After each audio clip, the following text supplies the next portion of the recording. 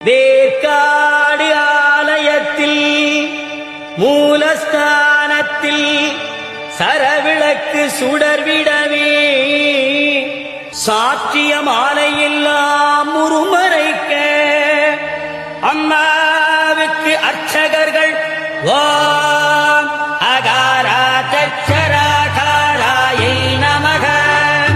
ஓம் அன்னபூர்ணாயை நமக ஓம் அம்பிகாயை நமக ஓம் அங்காள பரமேஸ்வரியை நமக ஓம் ஆத்யந்தரகிதாயை நமக ஓம் இச்சாக்கிருத